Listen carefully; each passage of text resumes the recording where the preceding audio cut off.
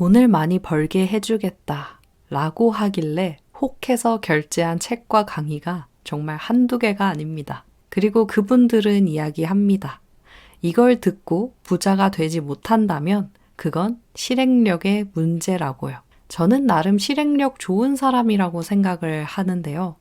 근데 대부분의 책들을 보면서는 실행하고 싶은 마음이 잘 들지 않았습니다. 그 돈 벌게 해준다는 그 이야기, 해보다가도 왠지 모를 찝찝함이 들면서 그만두게 되더라고요. 처음에는 정말 저도 실행력이 부족한 사람, 끈기가 없는 사람인가?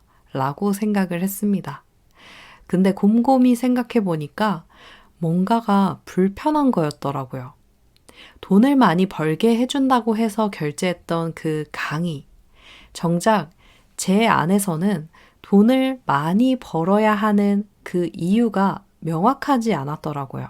그래서 돈을 그저 많이 번다 라고 하는 게 제 스스로에게는 왠지 찝찝하고 부담스럽게 다가왔습니다.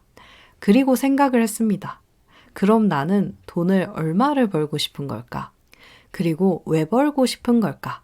저는 행복하기 위해서, 제가 원하는 것을 하기 위해서 돈을 벌고 싶더라고요. 저는 그럼 뭘 원할까 좀 생각을 해본다면 멋진 내 브랜드도 하나 갖고 있고 공간도 하나 있고 살아가는데 먹을 것, 입을 것 걱정 없고 아플 때 병원, 돈 걱정 없이 갈 수 있는 거. 그 정도면 정말 충분하다는 생각이 들었습니다. 그 생각을 하고 나니까 그럼 그 돈을 어떻게 벌고 싶은지를 또 생각해 보게 됐는데요. 멋진 내 브랜드를 통해서 돈을 벌게 되면 그것보다 뿌듯한 일은 없겠구나 라는 생각이 들더라고요. 그러면 그 브랜드를 통해서 어떤 일을 하고 싶은가 한 번 더 생각을 해봤습니다. 생각해 보니까 제가 정말 시간 가는 줄 모르게 푹 빠져서 할 수 있는 어떤 일을 배우면서 그 일이 훈련되고 익숙해져서 숙달된다면 그걸 제공하고 그 대가를 받는 일이면 가장 좋겠다라는 생각이 들었습니다. 그게 지금 저에게 있어서는 코칭이고 공방 브랜딩 교육인데요. 내가 누군지 찾고 싶어서, 정말 내가 살고 싶어서 공부한 것들인데 이제 내가 훈련하다 보니 너무나 익숙해지고 쉬워져 버린 것. 근데 이게 나와 같은 길을 걷고자 하는 누군가에게는 정말 필요하고 도움되는 것.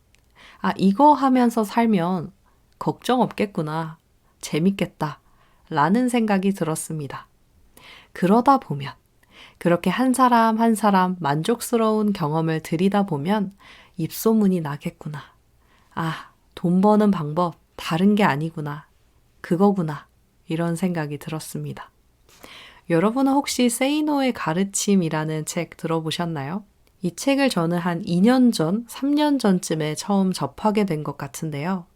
이 세이노의 가르침이라는 책을 쓴 작가 세이노는 이런 이야기를 합니다.